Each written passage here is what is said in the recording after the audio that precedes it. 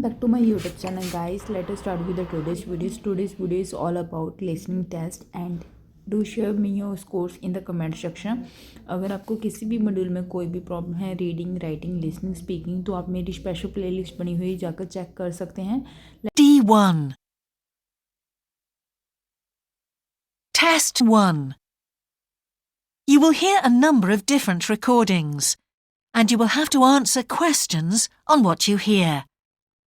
There will be time for you to read the instructions and questions, and you will have a chance to check your work. All the recordings will be played once only. The test is in 4 sections. At the end of the test, you will be given 10 minutes to transfer your answers to an answer sheet. Now turn to Section 1. Section 1. You will hear a man phoning to inquire about a job vacancy. First, you have some time to look at questions 1 to 4.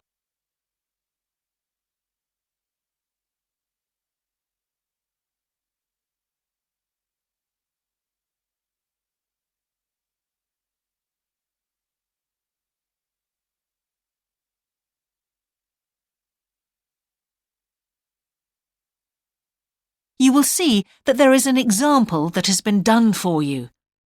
On this occasion only, the conversation relating to this will be played first.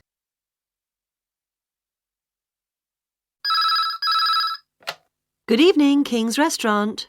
Good evening. I'm ringing about the job I understand you have vacant. Oh, yes. The job vacancy is at a restaurant, so a restaurant has been written in the space. Now we shall begin.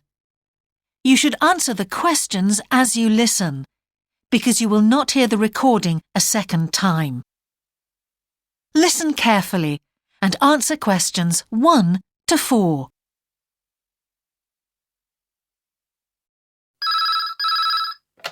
Good evening, King's Restaurant. Good evening. I'm ringing about the job I understand you have vacant. Oh, yes. I'd like to find out a few more details, if I may. Yes, of course. Can I take your name? It's Peter Chin. OK, Peter. Well, if you want to ask about the job, and then if we're both still interested, we could arrange for you to come for an interview. Great, thanks. I'm afraid I missed the advert for the job, but heard about it from a friend. That's no problem at all. What would you like to know?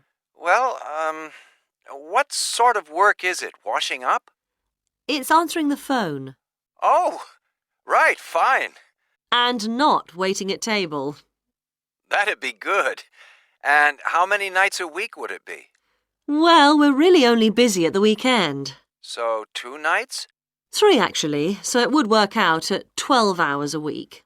That'd be fine. It wouldn't interfere with my studies. Are you at the university? Yes, first-year physics student. Oh, right. And because I'm not an EU national, would I need a work permit? Yes, you would. Just get your tutor to sign it. That wouldn't be a problem if I were to get the job. Where exactly is the restaurant? Well, we have 2 branches.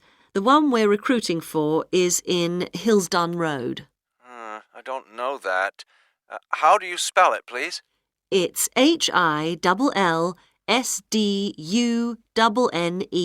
Road. Got that. Thanks. Is it near a bus stop? Yes, the nearest one would probably be just beside the library. Oh, yes, I know it. That'd be fine for me. And could I ask about the pay? We're offering £4.45 an hour. That's very good. My last job was £3.95 an hour.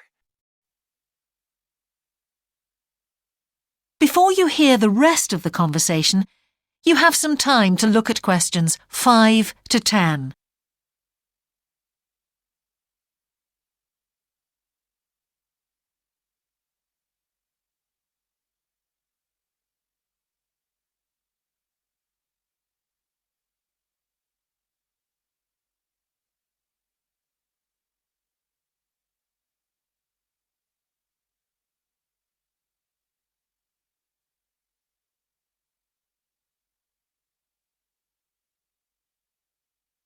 Now listen and answer questions 5 to 10. We feel it's pretty good, and we also offer some good fringe benefits. Really? Well, we give you a free dinner, so you eat well. Right. Better than hostel food. We certainly hope so. And we also offer extra pay for working on national holidays. Oh, that's a really good perk, isn't it? Yes, we think so. And then because of the difficulties of getting public transport, if you're working after 11 o'clock, we drive you home. Oh, that's good to know. Well, we'd certainly be interested in inviting you for an interview if you're still interested. Oh, yes, certainly. Could I just also ask what qualities you're looking for? Well, for this particular job, we want a clear voice, which you obviously do have. Thanks. And you must be able to think quickly, you know. Well, I hope I... So, when could you come in for an interview? We're actually quite quiet tonight. Sorry, I couldn't come tonight. Or tomorrow, I'm afraid. Thursday's okay. That'd be 22nd of October? Fine, after 5 p.m.? Yes, fine. Would 6 o'clock be okay? Perfect. And could you bring along the names of 2 referees? Yes, that's fine. No problem. Good. I look forward to seeing you. Oh, by the way, who should I ask for? Oh, yes, of course. Sorry. My name is Samira Manuja. Can you spell that, please? Manuja. Okay. I've got that. Thanks very much. Look forward to seeing you later on then. That is the end of Section 1. Section 2.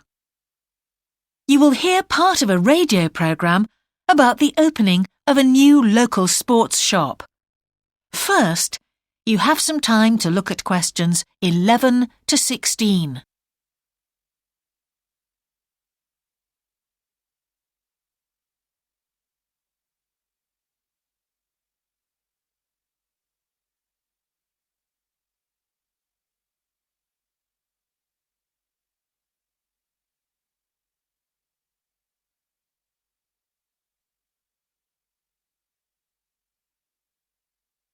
Now listen carefully and answer questions 11 to 16. Now we go to Jane, who is going to tell us about what's happening in town this weekend. Right, thanks, Andrew. And now on to what's new. And do we really need yet another sports shop in Bradcaster? Well, most of you probably know Sports World, the branch of a Danish sports goods company that opened a few years ago. It's attracted a lot of custom, and so the company has now decided to open another branch in the area. It's going to be in the shopping centre to the west of Bradcaster, so that will be good news for all of you who found the original shop in the north of the town hard to get to.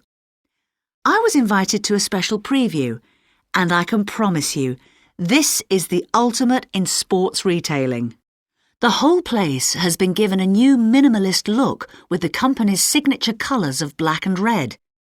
The first 3 floors have a huge range of sports clothing as well as equipment.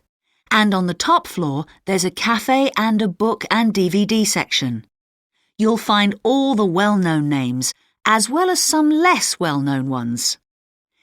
If they haven't got exactly what you want in stock, they promise to get it for you in 10 days. Unlike the other store, where it can take up to 14 days. They cover all the major sports, including football, tennis and swimming. But they particularly focus on running, and they claim to have the widest range of equipment in the country. As well as that, a whole section of the 3rd floor is devoted to sports bags, including the latest designs from the States. If you can't find what you want here, it doesn't exist. Before you hear the rest of the programme, you have some time to look at questions 17 to 20.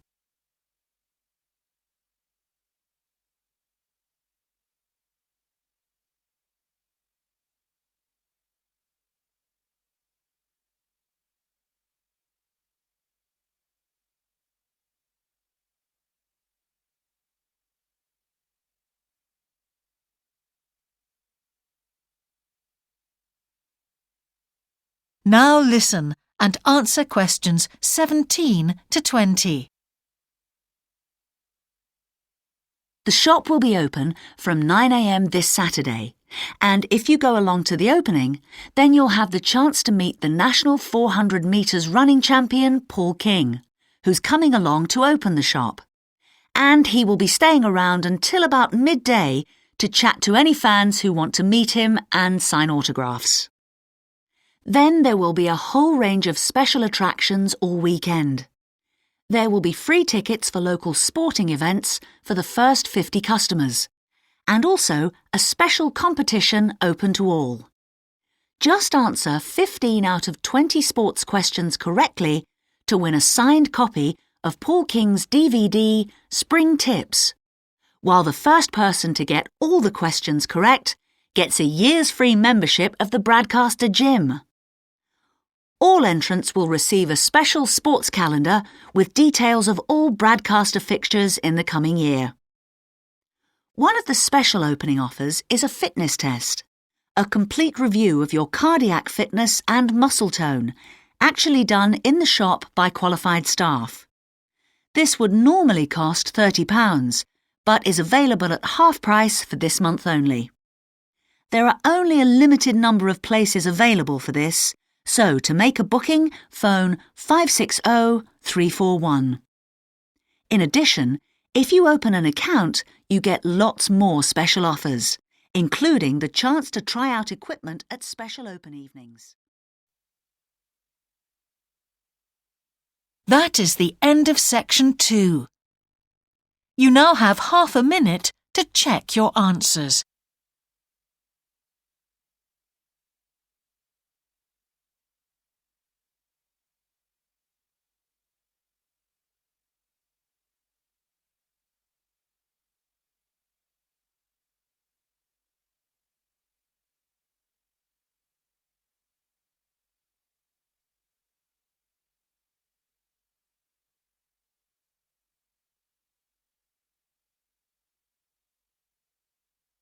Now turn to section 3.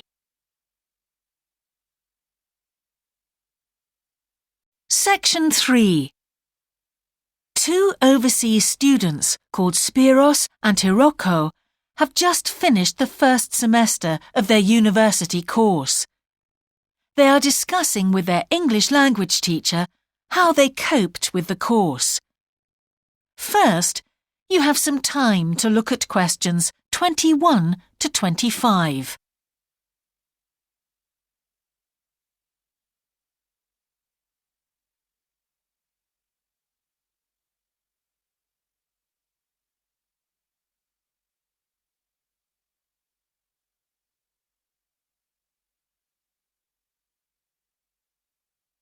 Now listen carefully and answer questions 21 to 25. Before we start, Spiros and Hiroko, thanks for coming in today to talk about your recent study experiences, and congratulations to you both in doing so well in your first semester exams. Thank you. I'd like to discuss with you the value of the English for Academic Purposes course you did here last year before starting your university course. Spiros, if I could start with you, what parts of the program have now proved to be particularly valuable to you? I think that having to do a seminar presentation really helped me. For example, a couple of weeks ago in our marketing subject, when it was my turn to give a presentation, I felt quite confident. Of course, I was still nervous, but because I had done one before, I knew what to expect. Also, I know I was well prepared, and I had practiced my timing. In fact, I think that in relation to some of the other people in my group, I did quite a good job, because my overall style was quite professional. What about you, Hiroko? That's interesting. In my group, I was really surprised by the way the students did their presentations. They just read their notes aloud. Can you believe that? They didn't worry about their presentation style or keeping eye contact with their audience. And I remember that these things were really stressed to us in the course here. So, how did you approach your presentation, Hiroko? Well, to speak frankly, I read my notes too. At the time, it was a relief to do it this way, but actually, when I had finished, I didn't feel any real sense of satisfaction. I didn't feel positive about the experience at all. That's a pity. You know, although I was pleased with my presentation, I am not so pleased with my actual performance right now in the tutorials. During the whole semester, I've not said anything in our tutorial discussions. Not a word. Really, Spiros? Why's that? Do the other students talk too much? It's partly that, but it's mostly because I have had no confidence to speak out. Their style of speaking is so different. It's not the style we were used to during the course. They use so many colloquialisms. They're not very polite, and sometimes there seems to be no order in their discussion. Also, they are very familiar with each other, so because they know each other's habits, they can let each other into the discussion. You're right, Spiros. I've experienced that too. Before you hear the rest of the conversation, you have some time to look at questions 26 to 30.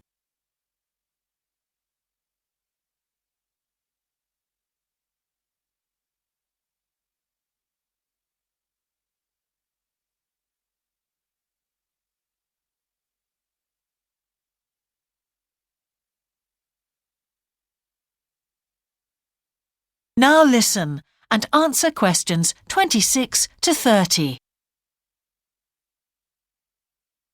For most of this semester, I've said absolutely nothing in tutorials. But recently, I've been trying to speak up more, and I just jump in. And I've noticed an interesting thing. I've noticed that if they thought my point was interesting or new, then the next time they actually asked for my opinion. And then it was much easier for me to be part of the discussion. Oh, that's great, Hiroko. I hope that happens for me next semester. I'll have to work hard to find some interesting points. What helped you to find these ideas? I think that one thing that helped me with this was the reading. I've had to do so much reading this semester just to help me make sense of the lectures. At first, I couldn't understand what the lectures were talking about, so I had to turn to the books and journals. Every night I read for hours, using the lists of references that were given, and I made pages of notes. At breakfast, I read and read my notes again. This habit has helped me to follow the ideas in the lectures, and it's also given me some ideas to use in the tutorials. But I did so much reading anyway. I don't think there's any time left over for anything extra. My reading speed is still quite slow, though I'm much better at dealing with vocabulary than I used to be. What else do you think we could add to the course program to help with this reading problem? There's not really anything because it's my problem. I remember we were given long articles to read. We didn't like that, but now I realize that reading those long articles was good preparation for the things I need to read now. Also, in class, we regularly had speed reading tasks to do, and we kept a record of our reading speed, so the teachers were encouraging us to work on that. That's true, Spiros, but what we read could have been different. Sometimes in the English class, I felt frustrated when I had to read articles about the environment or health or education, because I wanted to concentrate on my own field, but we didn't read anything about engineering. So I think I wasted some time learning vocabulary I didn't need. But surely the strategies you were taught for dealing with that vocabulary were helpful? Yes, but psychologically speaking, I would have felt much better working on reading from my own field. What do you think, Spiros? Oh, I agree. That would have helped my confidence too, and I would have been more motivated. It was good, though, that we could work on our own topics when we wrote the research assignments. Okay, let's move on to writing now. That is the end of section 3. You now have half a minute to check your answers.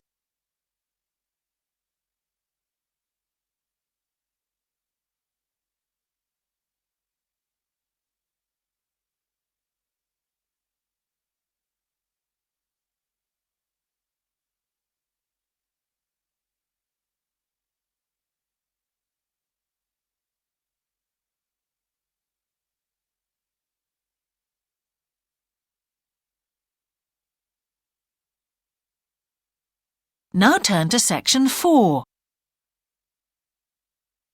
Section 4.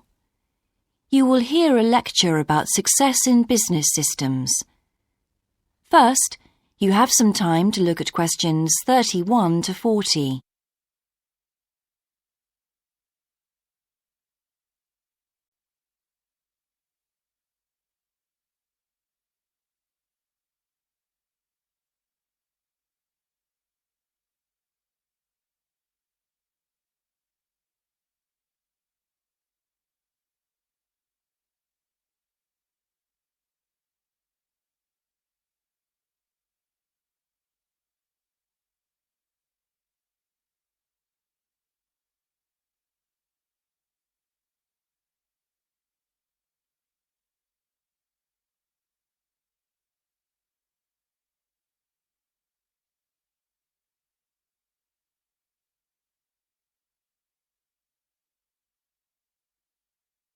Now listen carefully and answer questions 31 to 40. Good morning, everyone. In the last few lectures, I've been dealing with business finance, but now I'm going to move on to business systems. And in today's lecture, I'm going to talk about what can go wrong when businesses try to copy their own best practices. Once a business has successfully introduced a new process, managing a branch bank, say, or selling a new product, the parent organization naturally wants to repeat that success and capture it, if possible, on a bigger scale. The goal, then, is to utilize existing knowledge and not to generate new knowledge. It's a less glamorous activity than pure innovation, but it actually happens more often, as a matter of fact. However, surprisingly, getting things right the second time is not necessarily any simpler than it was the first time. Now, there's been a lot of research into how companies can repeat their previous successes, and it certainly hasn't been confined to the United States. It seems that most large industries are trying to repeat their own successes and manage the knowledge they've acquired. But even so, it has been shown that the overwhelming majority of attempts fail. A host of studies confirm this, covering a wide range of business settings: branch banks, retail stores, real estate agencies, factories, call centers, to name but a few. So why do so few managers get things right the second or third time? Let's consider one reason for failure: placing too much trust in the people who are running the successful operation, the experts, shall we say. Managers who want to apply existing knowledge typically start off by going to an expert, such as the person who designed and is running a successful department store, and picking their brains. Now, this approach can be used if you want to gain a rough understanding of a particular system, or understand smaller, isolated problems. The trouble is, even the expert doesn't fully grasp the whole thing, because when it comes to complex systems, the individual components of the process are interwoven with one another. The expert never has complete access to the necessary information. And the situation's complicated even further by the fact that experts are usually not aware of their own ignorance. The ignorance can take various forms. For instance, a lot of details of the system are invisible to managers. Some may be difficult to describe, learned on the job, and well known by workers, perhaps, but impossible to describe in a way that's helpful. And there are some things that people know or do that they're not even aware of.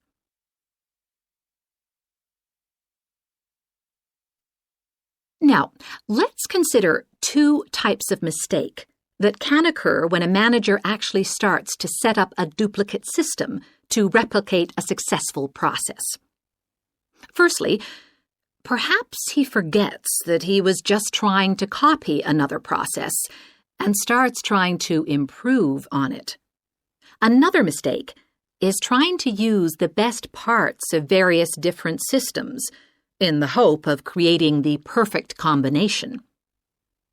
Unfortunately, attempts like these usually turn out to be misguided and lead to problems. Why? Well, for various reasons. Perhaps there weren't really any advantages after all, because the information wasn't accurate. Or perhaps the business settings weren't really comparable. More typically, the advantages are real enough, but there are also disadvantages that have been overlooked. For example, the modifications might compromise safety in some way. So, what's the solution?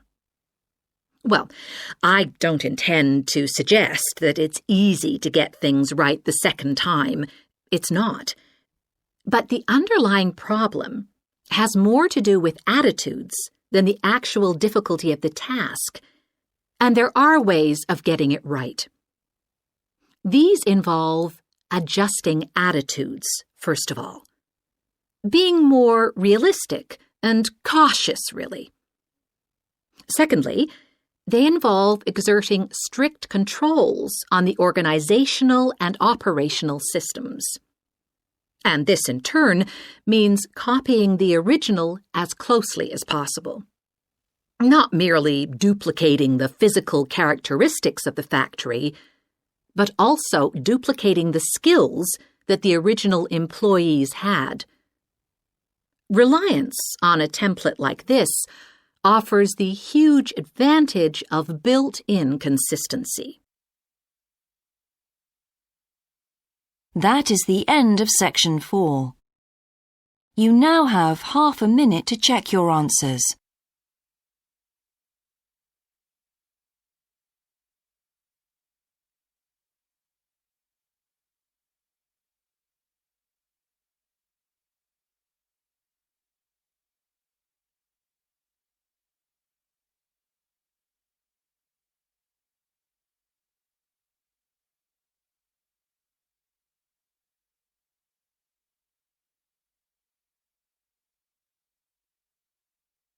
That is the end of the listening test.